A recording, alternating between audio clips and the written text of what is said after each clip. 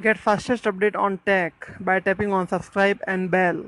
Hello everyone, we welcome you on OS Tech OS, your own technical channel, and today we are coming with the second video of the news from Nokia. And Nokia have launched its XR20 in India for price range of 46,990 rupees.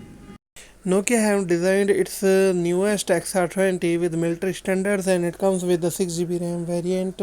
It comes with the 128 GB of storage, and it sports a Snapdragon 480 SoC for the chipset. This phone is not that good, but it comes with the more Nokia enabled features which may come with the price range of these 46,000. The phone stands with the military standard D810H certification, so you can use this phone as most rugged phone available in the market with the Nokia power. As always, Nokia have featured its Zeiss cooperation with this phone and comes with the 48 megapixel rear camera and 13 megapixel wide angle camera with 8 MP front camera.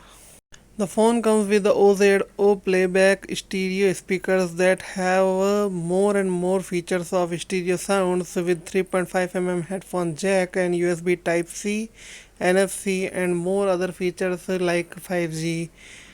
Like, subscribe and share. Thank you for watching.